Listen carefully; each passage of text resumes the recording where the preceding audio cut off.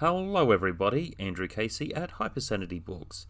Today's video will have some Family Guy jokes breaking up the story, although the jokes are also controversial within the subject matter of today's discussion, being Public Enemy number 1.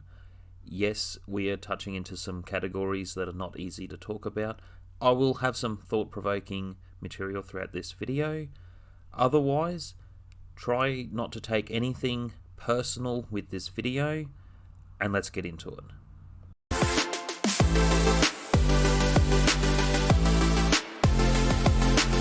Number 10. Stop watching creepy cartoons. Money for bourbon and anime. Well, I just can't understand any of this. Everybody in Japan is either a 10-year-old girl or a monster. 어이대 낙심대게로요. 삭선갑 feel good. I don't care if it's anime, cartoons, whatever you want to call it, when characters are children and they are created in a sexual content, it is not appropriate. I also find using children in this kind of content is not okay, because it's also making it feel like it's okay for children to think about this type of subject matter, where it's making something that serious seem like it's okay when it's seriously not okay.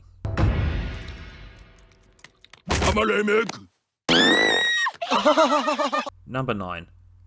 Understand all policies. One thing I'll make clear when publishing a book with any company, whether it's traditional, self-publishing, hybrid publishing, or working with another project, another team, one thing I do want to make clear: there are strict guidelines to what you can publish and what you cannot publish. Now, you might have something published and it could be interpreted a number of ways, which is not necessarily offensive, and it still gets banned.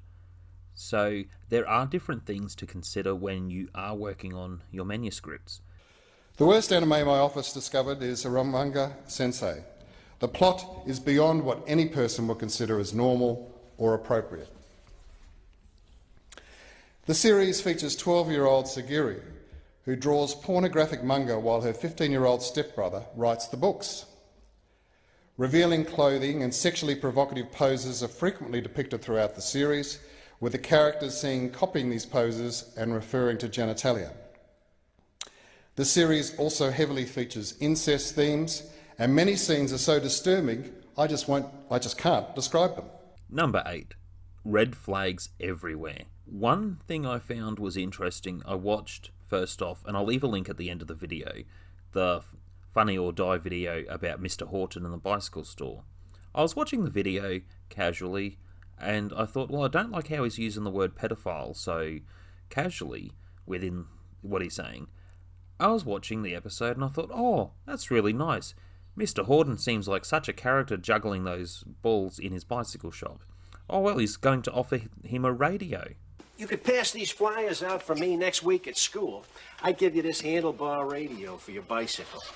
Passing out flyers. What a nice trade. Mr. Horton is a nice man of society helping this child.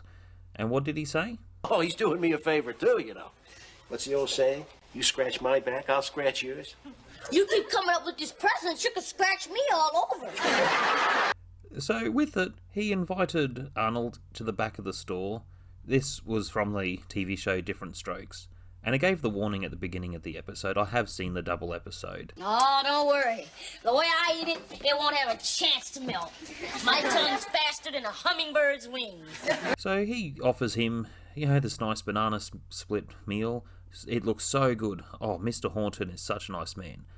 And then it showed this part. Yeah, he shows a lot of comic books. Yeah.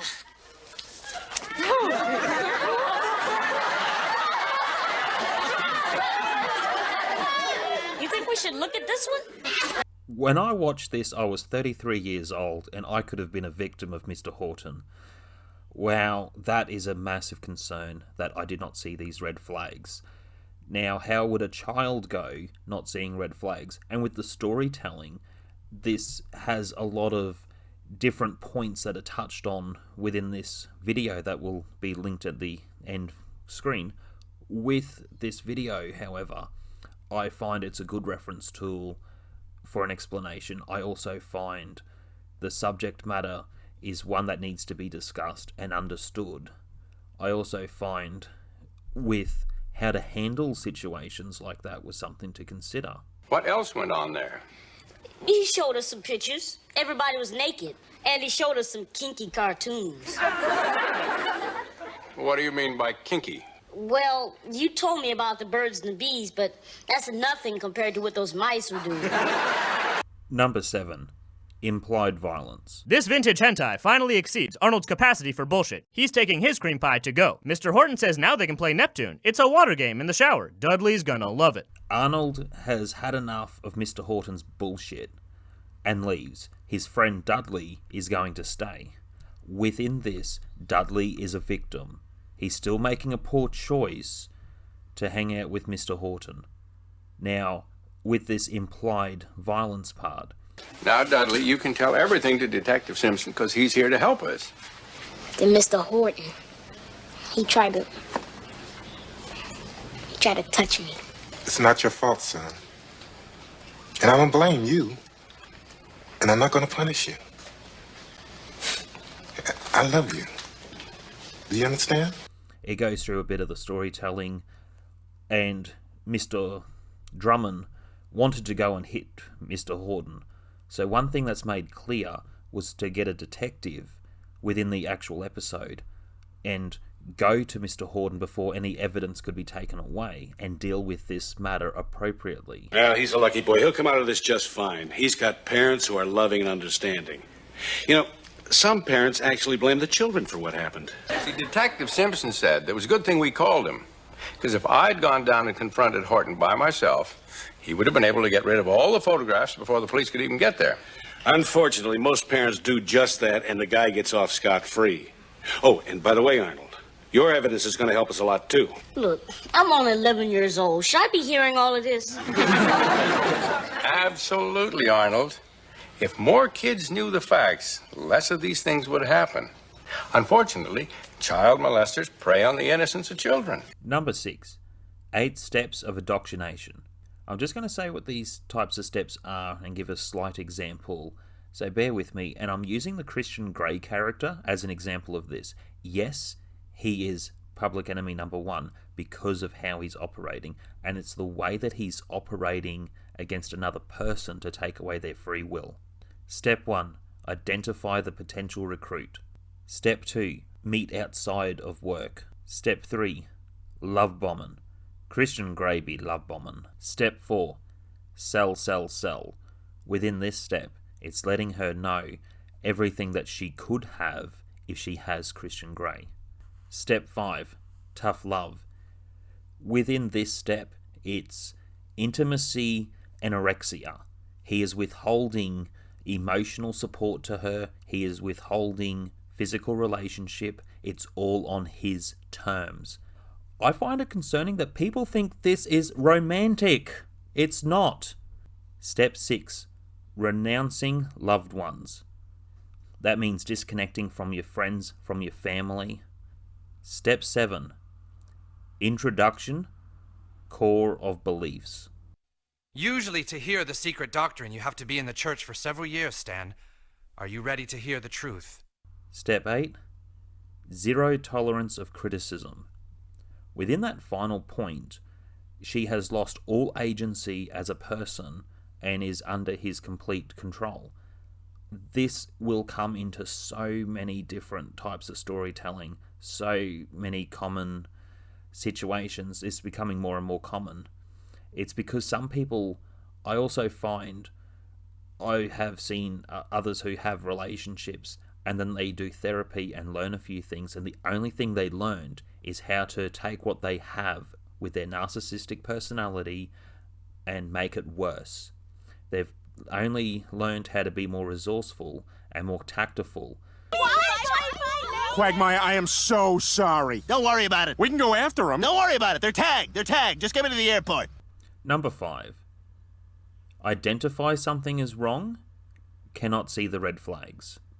You want to explain to me how Sammy Popsicle comes before Napping Various? Well, can we watch Lost Boys? I've heard of that one. Those Those are different Lost Boys. Number 4. That friend with no filter. So the man asks the bartender to recommend a good drink, and the bartender says a grasshopper. So the guy orders a grasshopper. And then he's walking home, and along the way, he notices a grasshopper on the ground. So he says to the grasshopper, "Hey, you know there's a drink named after you?" The grasshopper says, "You mean there's a drink named Irving?"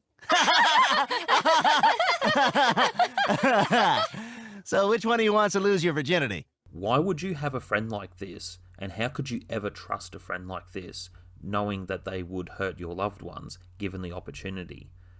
Also, without having certain boundaries of respect, that is also something else to consider with different conflicts. That's why I don't like a lot of teen stories, and I don't like a lot of false fantasy romance stories, because it just feels unrealistic. Number 3. What type of life sentence? You might have been 15, but you get that little red beaver right up there in front of you. I don't think it's crazy at all, and I don't think you do either. I hear what you're saying. No man alive would resist that, and that's why I got in the jail to begin with. So within some real case scenarios, someone commits a crime with whatever, we don't want to get into too much detail. They commit a crime, some will do their time in prison, and before their time is up, they get committed to a mental health facility. So with the movie One Flies Over the Cuckoo's Nest, I want you to understand something within this as well. It was statutory rape, which is a big word to say, with someone that was 15 when he was in his late 30s. Now, with this subject matter and what he's saying at the mental hospital is also showing red flags. With this type of character, he's not going to get out of there anytime soon. He's thinking he's just going to serve his time in prison. Within some real case scenarios, there is not really too many options with repeated offenders. Now, the character has no intention for any type of rehabilitation, any type of therapy or contribution to society. Therefore, for some situations and some characterization, that is the best place to put some of the characters. However, within that type of facility, as the story One Flies Over the Cuckoo Nest showed, he disrupted everyone else's opportunity for help. Number 2, pass the blame. 20 years. I know this is a hard time for you, but you need to seek forgiveness. You need to kneel before Jesus. Oh, he's going to be kneeling in front of a lot of guys, but I doubt he'll catch their names. Remember, he is inside you all the time. Oh, now she's just setting me up. You've never apologized once for the way you raised me. You're the one who made me what I am. Oh, come on, Quagmire. You're a grown man, responsible for his own choices. With Glenn Quagmire, there was one episode where he's in serious trouble and his mother takes certain fault and blames herself. And within the story, he doesn't face consequences for his behavior. Now, that's regardless of one point here or one point there, there's the willingness to commit the crime. So writing a character like this and trying to have a scapegoat, it can be very difficult to write characters like this, and some different systems of law might be something to consider within your writing, and that can get quite tricky. So within writing characters like this with consequences, there might be a lot more research to do, and I certainly could not give all the answers in a short length video. Number 1, Herbert and a Lifetime of Sin. So a character like Herbert, whether he's committed a crime or not, he still has intentions of committing crimes. Can this character get help and stop? Or is he too far gone with his intention to not work on himself to stop the behavior?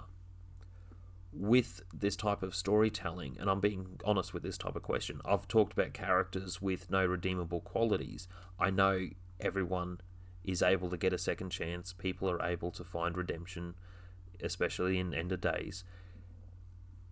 With writing a character like this, can they find redeemable qualities within the story, or should that be another story that shall be told another time?